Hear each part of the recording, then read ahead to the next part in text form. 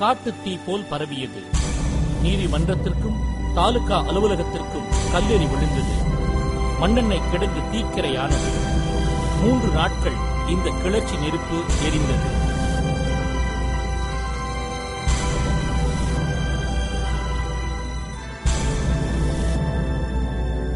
வேலை நிறுத்தமும் கிளர்ச்சியும் ஆங்கிலேயரை எவ்வித மனப்பதட்டத்திற்கும் உள்ளாக்கவில்லை. வ.உ.சி.க்கு இரட்டை ஆயுள் தண்டனையும் சுப்பிரமணிய சிவாவிற்கு 10 ஆண்டு கடுங்காவல் தண்டனையும் கொடுக்கப்பட்டது.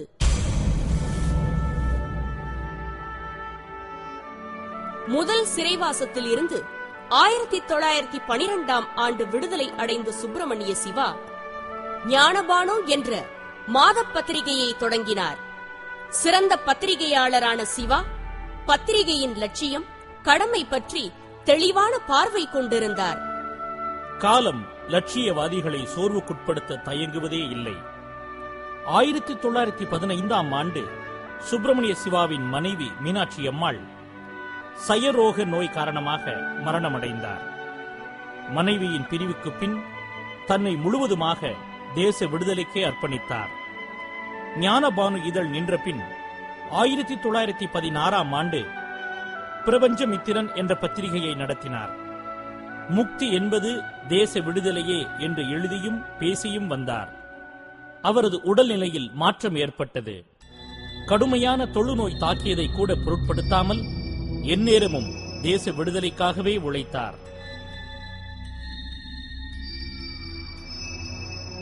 காரைக்குடியில் பாரதாசிரமம் தொடங்கிய சிவா இளைஞர்களுக்கு தேசபக்தி உணர்ச்சியை ஊட்டி நாடக பயிற்சி அளித்தார். இந்து முஸ்லிம் ஒற்றுமையையும் மக்களிடம் வலியுறுத்தி வந்தார். இந்த சமயத்தில்தான் அரசு நிந்தனை சொற்பொழிவாற்றினார் என்று காரணம் காட்டி 1921ஆம் ஆண்டு கைது செய்யப்பட்டார். கடுமையான சிறை தண்டனையும் அனுபவித்தார். 2.5 ஆண்டுகள் கழித்து விடுதலை பெற்ற சுப்பிரமணிய சிவா நாட்டு விடுதலையை தெய்வீக பணியாக நினைத்து இளைஞர்கள் கடமையாற்ற வேண்டும் என போதித்தார். அதன்படி பாரதாசிரமத்தை தொடர்ந்து பாரத மாதா கோவில் கட்ட முடிவு செய்து நிதி உதவி வேண்டி தேசபக்தர்களிடம் அறிக்கை வெளியிட்டார். தேசிய கீதத்தை பாடிக்கொண்டு பஜனை ஊர்வலமாக செல்லவும், தேசத்தின் முற்கால பெருமையையும் இக்கால அவமானத்தையும் எடுத்துச் சொல்ல இளைஞர்கள் பணிக்கப்பட்டனர். சுதந்திரானந்தர் என்ற பெயரை தனக்கு சூட்டிக் கொண்டு காவி உடை அணிந்து துறவி வாழ்க்கை வாழ்ந்து வந்தார். தேச விடுதலையே தனது ஆன்மீக கடமையாக சிவா உணர்ந்தார். தேச நலன் குறித்தே எந்நேரமும் தியானித்தார். பாரத ஜாதி, பாரத மதம், பாரத மாதா கோவில் என சிந்தித்த தேசபக்தர் சுப்பிரமணிய சிவா 1923ஆம் ஆண்டு ஜூன் 22ஆம் நாள் தேசபந்து சித்தரஞ்சன் தாஸ் மூலம் தனது பாரத மாதா கோவிலுக்கு அடிக்கல் நாட்டினார். இவ்விதமான அவரது தேசபக்தி செயலை கண்ட ஆங்கிலேய அரசு அவரை பழிவாங்கியது. அவரது தொழுநோயை காரணம் காட்டி ரயிலில் பயணம் செய்ய தடை விதித்தது. தொழிற்சங்க ஈடுபாட்டாலும் சிங்காரவேலர் போன்ற தேசபக்தர்களுடன் கொண்ட உறவாலும் பொது உடைமை கொள்கை மீது நாட்டம் கொண்டார். அதன்படி இந்தியாவிலேயே முதன்முறையாக மே தினத்தை சென்னையில் கொண்டாடினார் சுப்பிரமணிய சிவா. தனது இறுதி காலத்தில் சுப்பிரமணிய சிவா தொழுநோயால் வாடினார். உடல் சோர்வு அவரை வாட்டியது. இருந்தாலும் மன தளர்ச்சி கொள்ளாமல் விடுதலை வேள்வியில் தன்னை எரித்துக் கொண்டார். பொது உடைமை கருத்தின் பால் ஈடுபாடு கொண்ட சுப்பிரமணிய சிவா மொழி பற்றிய அவசியத்தையும், மொழி அழிவால் கலாச்சார கட்டுமானங்கள் சீரழிவுக்கு உட்படும் அபாயத்தையும் எழுதினார்.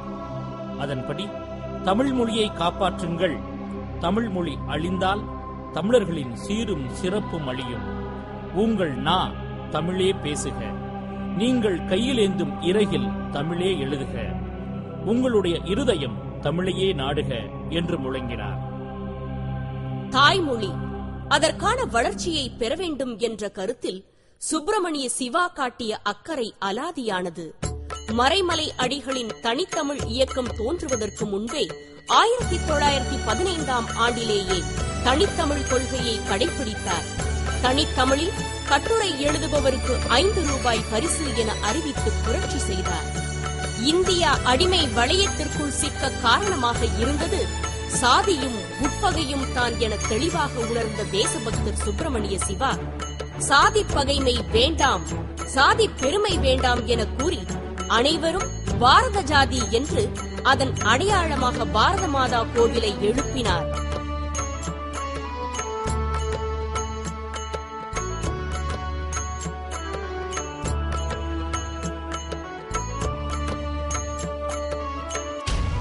தேச விடுதலை என்பது இந்திய கலாச்சார தளத்தின் ஒற்றுமையில்தான் உள்ளது என்ற பேருண்மையை அறிந்த ஆத்ம ஞானி சுப்பிரமணிய சிவா தொழுநோயின் கொடுமை தாழாமல் 1925ஆம் ஆண்டு ஜூலை திங்கள் 23ஆம் தேதியன்று காலை தனது 41ஆம் வயதில் இவ்வுலகை விட்டு மறைந்தார். இந்திய கலாச்சார மரபு, பண்பாடு, சாதி அடையாளத்தை மீறி இந்தியர் என்ற ஒருமைப்பாட்டு தளத்தில் ஒற்றுமையை வளர்க்க பாரத மாதாவுக்கு கோவில் உருவாக்கிய வீர துறவி சுப்பிரமணிய சிவா இந்திய ஒருமைப்பாட்டின் சின்னமாக வரலாற்றில் வாழ்கிறார்.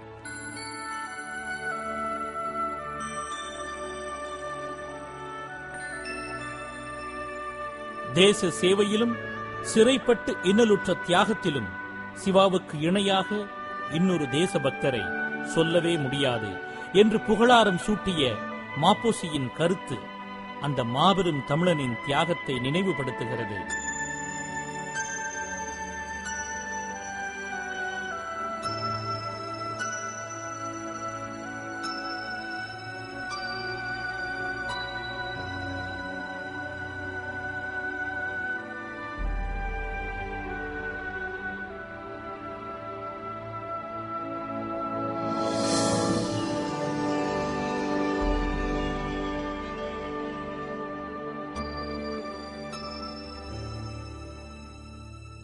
இந்திய சுதந்திரம் எல்லா நலன்களையும் பெற்றுத்தரும் என நம்பிய ஒருவரால் சுதேசிய எழுச்சி வேகம் கொண்டது. அன்று தூத்துக்குடியில் எழுந்த சுதேசிய எழுச்சியை தீர்மானிக்கும் சக்தியாக கர்ம சிரத்தையோடு ஒருவர் இயங்கி வந்தார். அவர்தான் செக்கெழுத்த செம்மல் வ.உ. சிதம்பரம் பிள்ளை.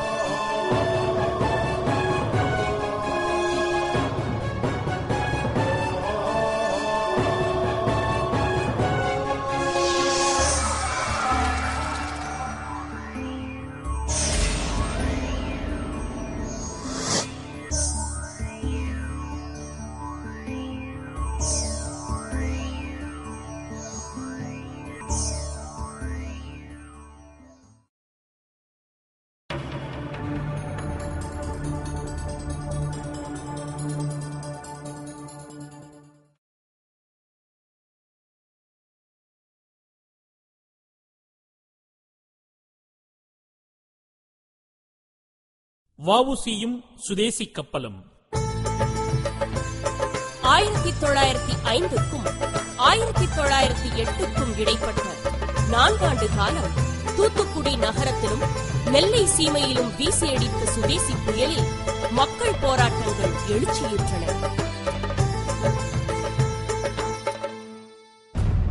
அன்றைய கவர்னர் ஜெனரலாக இருந்த கர்சன் பிரபு இந்து முஸ்லிம் ஒற்றுமையை உடைப்பதற்காக வங்காளத்தை 2ஆக பிரித்தான்.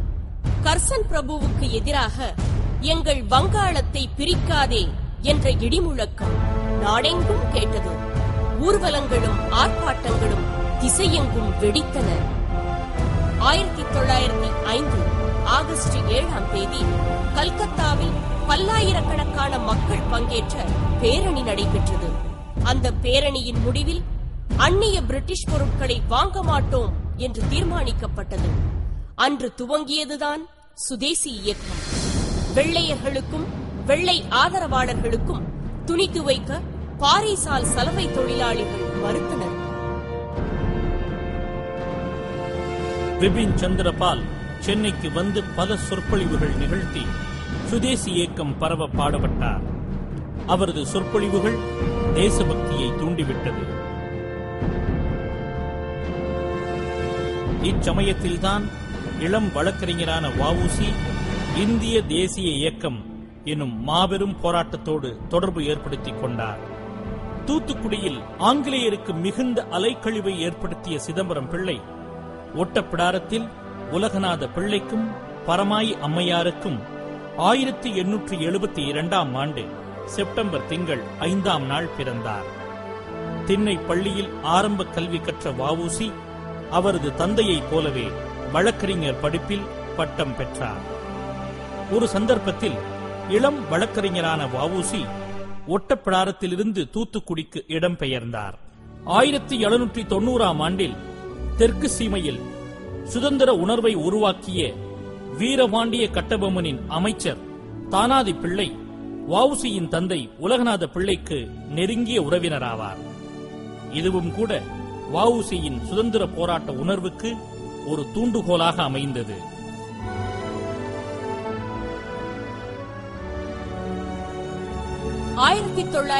ஆம் ஆண்டு சிதம்பரம் பிள்ளை சென்னைக்கு வருகை புரிந்தார். அப்போது நாடெங்கும் வங்கப் பிரிவினைக்கு எதிரான அரசியல் கொந்தளிப்பு உச்சகட்டத்தை அடைந்திருந்தது. அந்த சந்தர்ப்பத்தை பயன்படுத்தி நிறுவனங்களை கட்டமைத்து அதன் மூலமாக மக்களை ஒன்றுபடுத்தி ஆங்கிலேயரை எதிர்க்க வேண்டும் என்பதில் வ.உ.சி. கவனமாக இருந்தார். பொருளாதார ரீதியாக இந்தியா சொந்த காலில் நிற்க வேண்டும் என்பதுதான் சுதேசி இயக்கத்தின் உள்ளார்ந்த சாரமாக இருந்தது. மேலும் ஆங்கிலேயர்களின் வணிகம் பெரிதும் கப்பல்களை நம்பியே இருந்தது. இந்தியாவிலிருந்து எடுத்துச் சென்ற பருத்தியை இங்கிலாந்தில் துணியாக நெய்து அதை இந்தியாவிலேயே அதிக விலைக்கு விற்பனை செய்யும் கொடுமையை செய்தனர். அதனால்தான் ஆங்கிலேயரின் பொருளாதார அபிவிருத்தி பணிகளை இந்தியாவில் முடக்க வேண்டும் என்பதில் சுதேசி இயக்கம் முனைந்து செயலாற்றத் தொடங்கியது. வங்காளத்தில் கவிஞர் ரவீந்திரநாத் தாகூரின் குடும்பத்தைச் சேர்ந்த ஜியோந்திரநாத் தாகூர் நதிவழி நீராவி கப்பல் போக்குவரத்தை துவக்கினார்.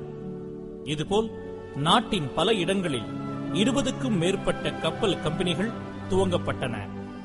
இதன் விளைவாக சுதேசி கப்பல் நிறுவனத்தை துவக்கும் நோக்கத்தோடு 1906ஆம் ஆண்டு ஜூன் மாதம் எல்லா மாவட்டங்களுக்கும் பயணம் செய்தார் வ.உ.சி. தூத்துக்குடிக்கும் கொழும்புக்கும் இடையே கடல்வழி வாணிபம் சிறப்பாக நடந்து வந்ததால் British Indian steam navigation company என்ற வெள்ளைக்கார கப்பல் கம்பெனி இந்த வழித்தடத்தில் நடத்தி வந்தனர். இந்தியா இலங்கையும் வெள்ளையர்களின் ஆட்சியில் இருந்ததால் தமிழக வியாபாரிகளின் சரக்குகளை ஏற்றுவதை ஒரு பொருட்டாக மதிப்பதில்லை. இந்நிலை நீடித்தபடியால் வியாபாரிகளுக்கு இடையூறு தரும் சூழல் தொடர்ந்து கொண்டே இருந்தது. வங்காளத்தின் சுதேசி கப்பல் கம்பெனி, தூத்துக்குடியில் நல்லபெருமாள் பிள்ளை கம்பெனி ஆகியவற்றின் அனுபவங்களை கண்ட வ.உ.சி. துணிச்சலான முயற்சியில் இறங்கினார். சொந்தமாக கப்பல் வாங்கி ஓட்டுவதுதான் சுதேசி கம்பெனி வளர்ச்சிக்கு உதவும் என முடிவு செய்தார். தானே நேரடியாக களத்தில் இறங்கி ஊர் ஊராக சென்று நிதி திரட்டினார். 10 லட்சம் ரூபாய் மூலதனத்திற்காக பங்கு ஒன்றுக்கு ரூபாய் 25 வீதம் 40,000 பங்குகள் பிரிக்கப்பட்டன. இந்தியா, இலங்கை மற்றும் சில நாடுகளில் வசித்த மக்களிடம் பங்குகள் வசூலிக்க ஏற்பாடும் செய்யப்பட்டது.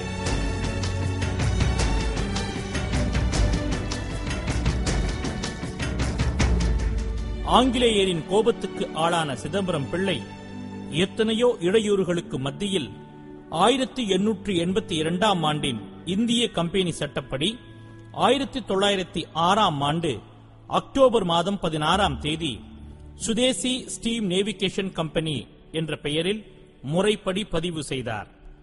மதுரை தமிழ்ச் சங்கத்தின் தலைவரும் பாலவனத்தம் ஜமீன்தாருமான வள்ளல் பாண்டித்துரை தேவரை இக்கம்பெனியின் தலைவராக தேர்வு செய்தனர்.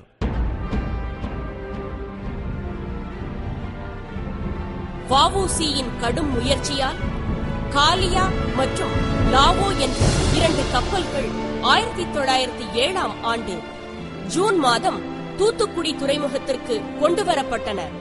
கொழும்பிற்கும் தூத்துக்குடிக்கும் இடையே பயண கப்பல்களாக வலம் வரத் தொடங்கியது. புதிய கப்பல் பணி இயங்க ஆரம்பித்தது. 1907ஆம் ஆண்டு மே மாதம் விபின் சந்திரபால் சென்னைக்கு வருகை புரிந்தார். சந்திரபாலின் வருகை தென்னகத்தின் சுதந்திர எழுச்சிக்கு வலுவூட்டியது. இந்த ஆண்டில் சுதேசி கப்பல் கம்பெனிக்கு பணம் திரட்டுவதிலும் விடுதலை உணர்வை ஊட்டுவதிலும் வ.உ.சி. மிக தீவிரமாக ஈடுபட்டார்.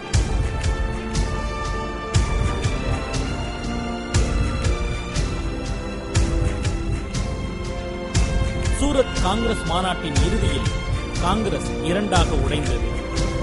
வ.உ.சி.யும் சுப்பிரமணிய பாரதியாரும் தீவிரவாத காங்கிரசின் பக்கம் இருந்தனர். இதனால் தீவிரவாத தேசிய உணர்வுகள் சென்னையில் வேகமாக பரவியது.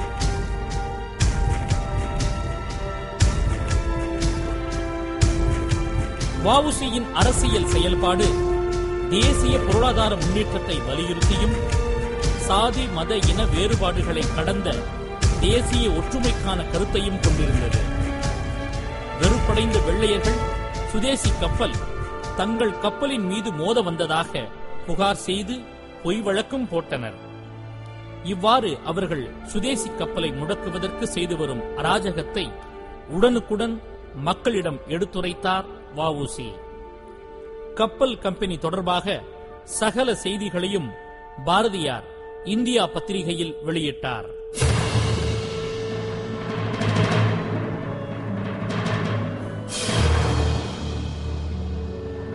பிரிட்டிஷ் கம்பெனி சுதேசி கப்பல் நிறுவனத்தை அழிக்க எந்த அநியாய வழியையும் கடைபிடிக்க தயங்கவில்லை. தங்களுடைய கப்பலில் இலங்கை வரை கட்டணமே கிடையாது என்று அறிவிப்பும் செய்தனர். வெள்ளையர்களின் இந்த சதியை பொதுக்கூட்டத்தில் வ.உ.சி. பேசினார். இதனால் வ.உ.சி.யின் செயலை சட்டப்படி முடக்க கம்பெனி சதி செய்தது. சுதேசி உணர்வை பயன்படுத்தி பணம் சம்பாதிக்கும் ஆசையுடன் முதலீடு செய்த சில பணக்காரர்கள் வ.உ.சி.யை அரசியலில் இருந்து விலகிக் கொள்ளும்படி வற்புறுத்தத் தொடங்கினர். லாபம் மட்டுமே நோக்கமாக கொண்ட முதலாளிகளால் வ.உ.சி.யின் கருத்தை ஏற்க முடியவில்லை. லாபம் தவிர வேறு நோக்கம் எதுவும் இல்லாத கம்பெனி முதலாளிகள் சுதேசி கப்பல் கம்பெனியை பிரிட்டிஷ் எதிர்ப்பு போராட்டத்தின் முக்கிய அம்சமாக நடத்துவதை விரும்பவில்லை. வெறுப்படைந்த வ.உ.சி. கப்பல் கம்பெனியிலிருந்து ராஜினாமா செய்து தீவிர அரசியலில் ஈடுபட்டார்.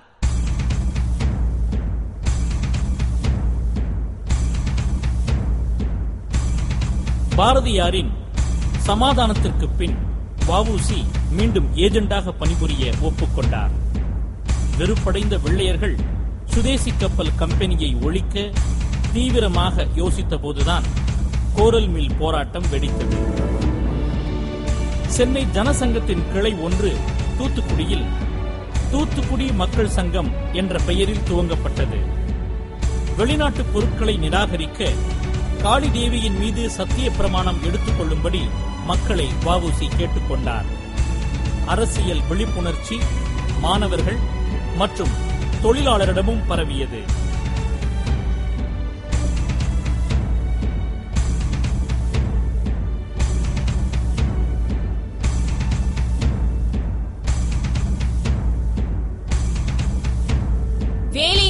தொடங்கியவுடன் தூத்துக்குடி நகர வீதிகளில் வந்தே மாதரம் முழக்கமிட்டபடி ஊர்வலங்கள் நடந்தன. வந்தே மாதரம் கோஷம் எழுப்பியதன் மூலம் தொழிலாளர் போராட்டம் பொருளாதார கோரிக்கையோடு முடங்கிவிடாமல் அந்நிய ஆட்சி எதிர்ப்பு என்ற அரசியல் வேகம் பெற்றது. வேலை நிறுத்தத்திற்கு ஆதரவாக நிலவிய சூழல் ஆங்கிலேயருக்கு அச்சத்தை உருவாக்கியதால் ஆலை நிர்வாகம் பணிந்தது.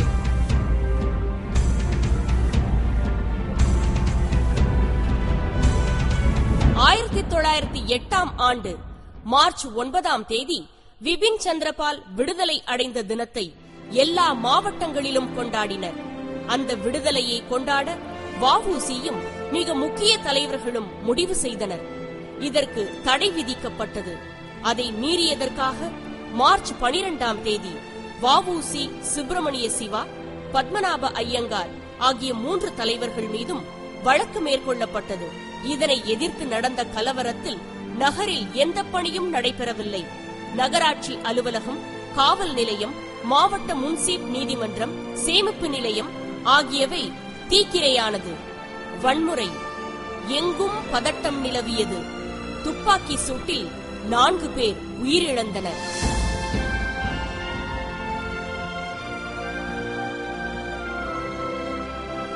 வ.உ.சி. மீது சுமத்தப்பட்ட அரசு நிந்தனை வழக்கின் எதிரொலியாக 1908ஆம் ஆண்டு ஜூலை 7ஆம் தேதி தீர்ப்புகள் வழங்கப்பட்டன.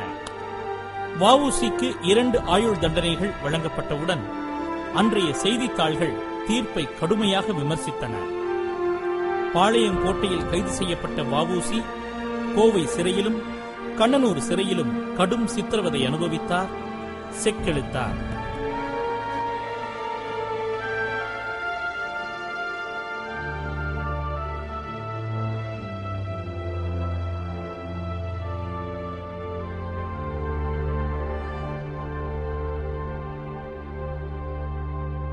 எண்ணெய் செக்கில் எரிகிற வெயிலில் காய்ந்த கல்லையும் கட்டையையும் தள்ளி பகலெல்லாம் வேலை செய்ய நிர்பந்தித்தனர்.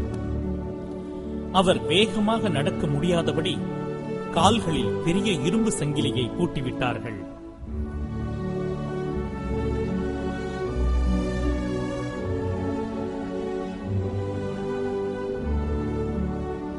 ஆங்கிலேய ஆதிக்கத்தை எதிர்க்கவும் ஜனநாயக பண்பாட்டை காக்கவும் ஆங்கிலேய ஏகாதிபத்தியத்தை எதிர்த்து போரிட்ட வ.உ.சி. சிறைச்சாலையின் கொடுமையில் உருக்குலைந்து போனார். ஜார்ஜ் மன்னரின் முடிசூட்டு விழா தொடர்பாக சிறைவாசிகளுக்கு கொடுக்கப்பட்ட தண்டனை குறைப்பை வ.உ.சி. பெற்றார். 1912 டிசம்பர் மாதம் கண்ணனூர் மத்திய சிறையிலிருந்து விடுதலையானார்.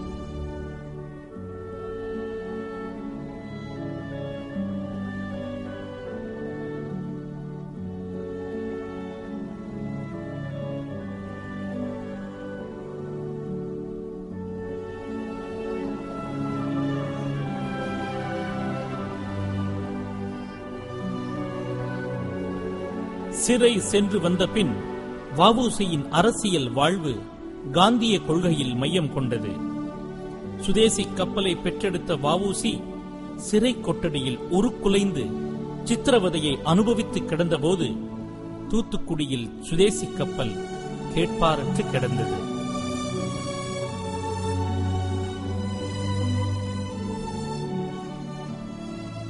பாரதியார் தனது இந்தியா பத்திரிகையில் சுதேசி கப்பலின் நிலைமையை விவரித்து மீண்டும் அது இயங்க வேண்டிய பொருள் உதவியை வலியுறுத்தி எழுதிக் கொண்டே இருந்தார்.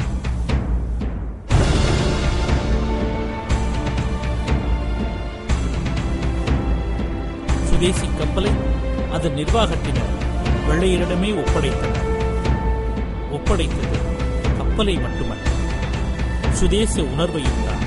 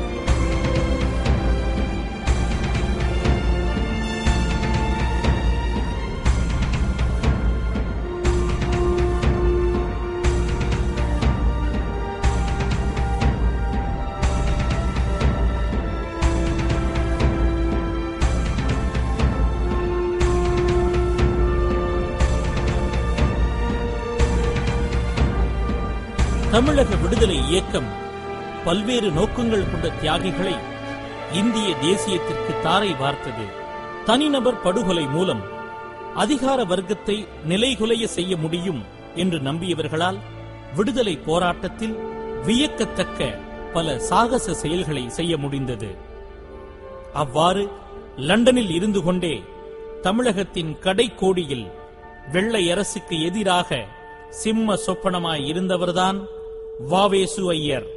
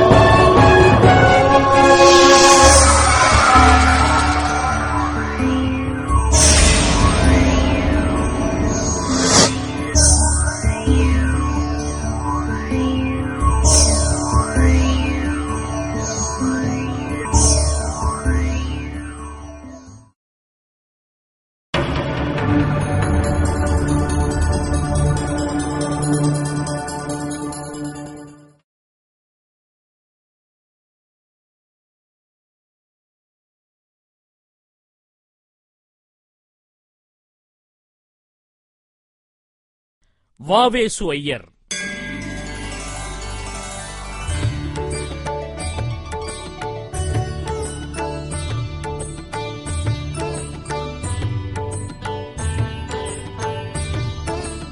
விடுதலை போராட்ட காலகட்டத்தில் தமிழ்நாடு மிதவாதிகளின் பூங்காவாக காட்சியளித்தது. பூங்காவுக்குள் புகுந்த புயலாக வந்தார் விபின் சந்திரபால்.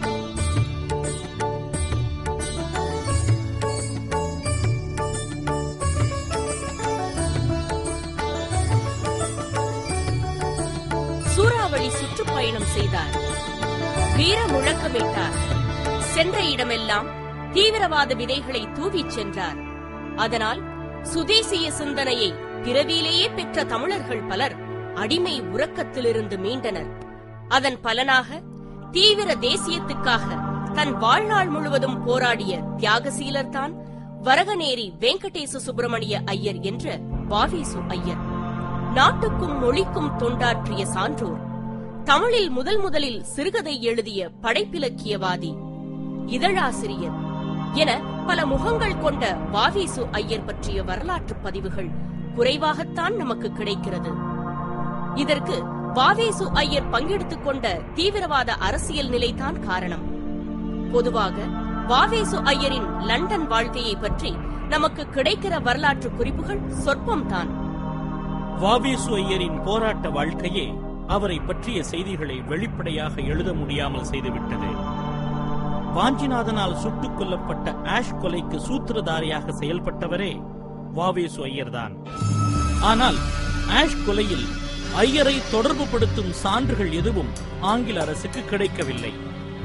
வட மாநிலங்களிலும் வெளிநாடுகளிலும் இயங்கி வந்த புரட்சிகர இயக்கங்களோடு தொடர்பு வைத்திருந்த ஐயர் இந்தியாவிற்கு சுதந்திரம் என்பது துப்பாக்கியாலும் வன்முறையாலுமே சாத்தியப்படும் என நம்பினார்.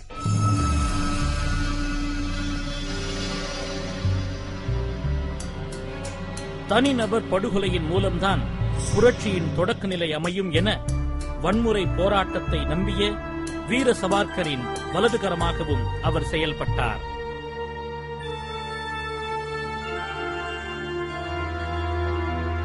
லண்டன் மாநகரில் 1909ஆம் ஆண்டு மதன்லால் திங்ரா எனும் பஞ்சாபி இளைஞன் கர்சன் வல்லி என்னும் ஆங்கிலேயனை சுட்டுக் கொன்றதை பாராட்டி பாரதியார் நடத்திய இந்தியா பத்திரிகைக்கு கடிதம் எழுதிய ஐயரின் இச்செயலிலிருந்து அவர் புரட்சிகர இயக்கத்தின் வன்முறை நடவடிக்கையை வரவேற்றதை அறிய முடிகிறது.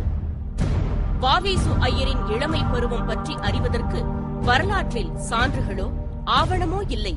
ஒரு வைதீக அந்தணர் குடும்பத்தில் பிறந்த வாவேசு ஐயர் திருச்சி தூய சேவியர் கல்லூரியில் சேர்ந்து இளங்கலையில் தேறிய பின் வழக்கறிஞர் தேர்வில் வெற்றி பெற்று திருச்சி மாவட்ட நீதிமன்றத்தில் முதல் வகுப்பு வக்கீலாக தொழில் செய்தார் என அறிய முடிகிறது. பின்னர் ரங்கூனுக்கு சென்று ஆங்கிலேய பாரிஸ்டர் ஒருவருக்கு துணை வழக்கறிஞராக தொழில் புரிந்து வந்தார். சிறிது காலம் ரங்கூனில் பணியாற்றிய ஐயர் பாரிஸ்டர் பட்டம் பெறுவதற்காக 1907ஆம் ஆண்டு லண்டனுக்கு சென்றார். அங்கேதான் முதலில் சவார்கரை சந்தித்தார். அந்த சந்திப்பு அவரின் வாழ்க்கையே மாற்றியது.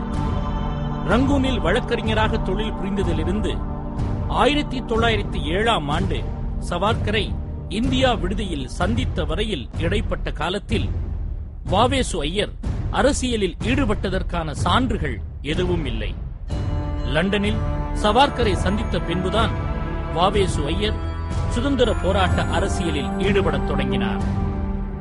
சுதந்திர வேட்கையும் ஏகாதிபத்தியத்திற்கு எதிரான அரசியல் கொந்தளிப்பு சிந்தனையும் கொண்ட சவார்கரை வாவேசு ஐயர் சந்தித்த பின் ஆழ்ந்த பாதிப்புக்கு உள்ளானார். ஐரோப்பிய அதிகார வர்க்கம் தேசநலன் குறித்து சிந்தித்த தியாகிகளை நரவேட்டையாடிய கொடுமைக்கு எதிராக துப்பாக்கி தத்துவத்தில் நம்பிக்கை கொண்டவராக மாறினார் வாவேசு ஐயர்.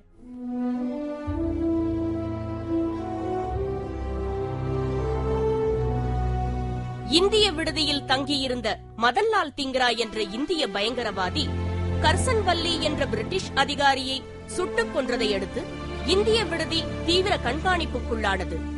பயங்கரவாதிகள் தங்கள் பாசறையை லண்டனிலிருந்து பாரிஸுக்கு மாற்றிய போது வாவேசு ஐயர் புதுச்சேரிக்கு தப்பி வந்தார்.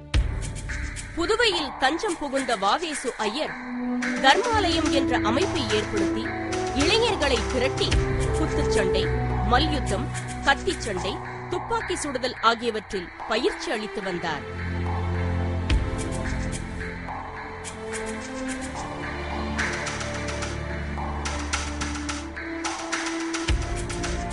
நீலகண்ட பிரம்மச்சாரியால் ஏற்படுத்தப்பட்ட பாரத மாதா சங்கம் என்ற அமைப்பில் இருந்த இளைஞர்களுக்கு ஆயுத பயிற்சியை வாவேசு ஐயர் வழங்கினார்.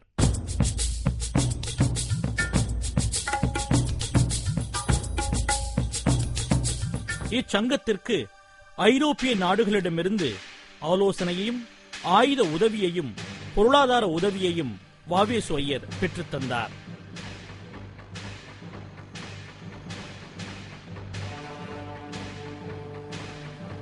பிரவுனிங் கைத்துப்பாக்கியால் ஆஷை சுட்டு தன்னையும் சுட்டுக் கொண்டு உயிர் தியாகம் செய்த வாஞ்சிநாதனுக்கு ஆயுத பயிற்சி வாவேசு ஐயரால் தான் கொடுக்கப்பட்டது. இக்கொலைக்கான திட்டமும் இவரால் தான் தீட்டப்பட்டது. இந்திய புராண கதைகளை போதித்து அதர்மத்திற்கு எதிராக ஆயுதம் ஏந்துவது தர்ம செயலாகும் என்ற போதனையை வாவேசு ஐயர் இளைஞர்களிடையே போதித்தார். லண்டன் இந்திய விடுதியில் ரகசியமாக இயங்கி வந்த அபினவ பாரதம் என்னும் ரகசிய சங்கத்துக்கு சவார்கர் தலைவராகவும் வாவேசு ஐயர் துணைத் தலைவராகவும் இருந்தனர். இந்த சங்கம் இந்திய விடுதலையை போர் மூலம் சாதிக்க திட்டமிட்டது. துப்பாக்கி முதலிய நவீன ஆயுதங்களை இந்தியாவுக்கு கடத்தினர். இந்த சங்க உறுப்பினர்கள் அயர்லாந்து, துருக்கி, ரஷ்ய புரட்சியாளர்களோடு தொடர்பு கொண்டு வெடிகுண்டு செய்வது, புரட்சி நடவடிக்கைகளை உருவாக்குவது போன்ற புரட்சிகர அரசியல் நுணுக்கங்களை கற்றுக்கொண்டனர்.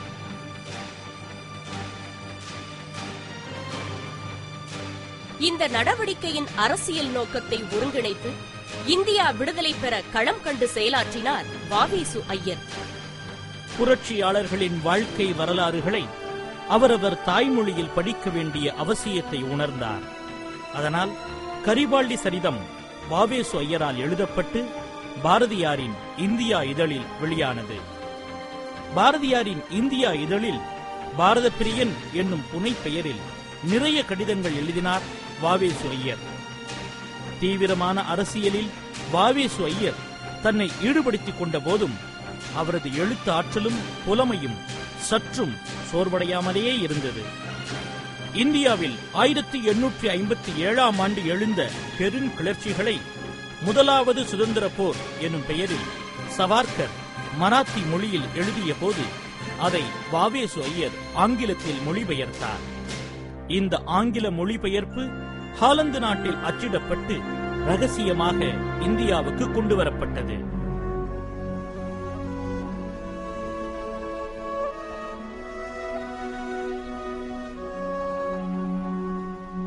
தென்னாப்பிரிக்காவிலிருந்து இந்தியா திரும்பிய காந்தியடிகள் இந்தியா முழுவதும் சுற்றுப்பயணம் செய்தபோது புதுச்சேரியில் வ.வே.சு. ஐயர் காந்தியை சந்தித்தார். ஐயரின் வாழ்வில் குறிப்பிடும்படியான இந்த சந்திப்புக்கு பின் ஐயரின் மனம் அடியோடு மாறியது.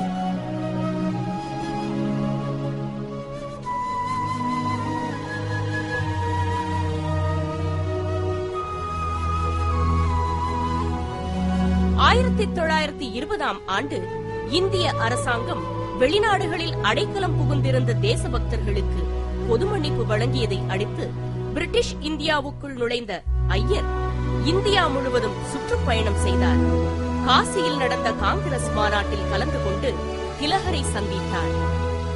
தேசபக்தன் நாளிதழில் திருவிகாவுக்கு பின்னர் அதன் ஆசிரியர் பொறுப்பை ஏற்றுக்கொண்டு காங்கிரஸ் பேர் இயக்கத்துக்கும் கிலாபத் இயக்கத்துக்கும் பேராதரவு அளித்து உரை எழுதினார். தேசபக்தனில் வெளியான அடக்குமுறை என்னும் தலையங்கத்திற்காக சிறை தண்டனை பெற்றார்.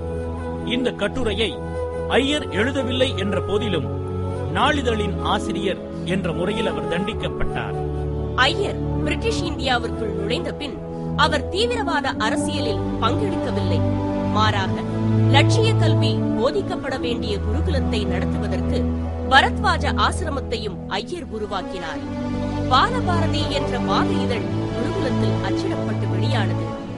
ஐயருடைய முயற்சிகள் சீரோடும் சிறப்போடும் வளர்ந்து கொண்டிருந்த நேரத்தில் அங்கு தங்கியிருந்த மாணவர்களுக்கு உணவு அளிக்கப்படும் முறையில் பெரும் பிரச்சனை ஏற்பட்டது. இந்த பிரச்சனை பிரபலமான போது வ.வே.சு. ஐயர் 1925 ஆண்டு குருகுலத்தின் தலைமை பொறுப்பிலிருந்து விலகிக் கொண்டார்.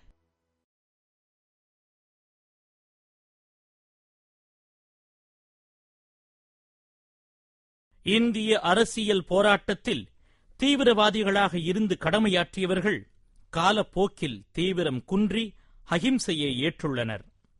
திலகர் தலைமையில் தமிழ்நாட்டில் தீவிரவாதியாக இயங்கிய வ.உ.சி.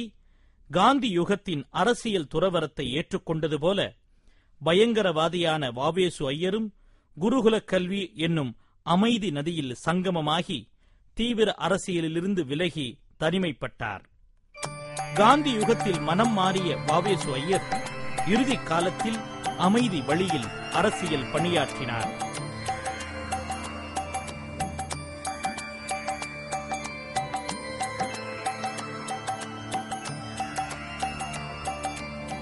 வீர சவார்கரை போன்று மதத்தின் அடிப்படையில் மக்கள் வலிமையை திரட்டி ஐரோப்பியர்களுக்கு எதிரான போராட்டத்தை நடத்த திட்டமிட்டிருந்தார். அதற்கான இந்திய இதிகாச புராண வீரர்களின் லட்சிய வாழ்க்கையை போராட்ட வாழ்வுக்கான பொது அறமாக பரப்புரை செய்து வந்தார். வ.வே.சு. ஐயரின் பயங்கரவாத அரசியல் செயல்பாடு தமிழக போராட்ட சூழலில் எவ்வித பாதிப்பையும் ஏற்படுத்தவில்லை.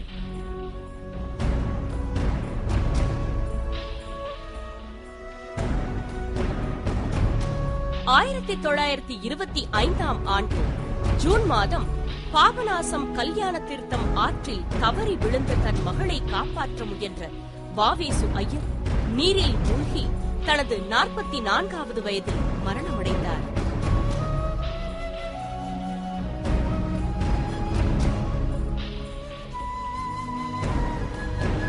இன்றைய சமூகத்தின் மாற்றங்களில் நேற்றைய மனிதர்களின் பங்களிப்பு மறைந்திருக்கிறது என்ற வரலாற்று உண்மை நமக்கு கற்பிப்பதைத்தான் வ.வே.சு. ஐயரின் வாழ்வு நமக்கு உணர்த்துகிறது. இந்தியாவில் ஆயுத புரட்சி இயக்கங்கள் அரசியல் ரீதியாக எவ்வித பாதிப்பையும் ஏற்படுத்தவில்லை.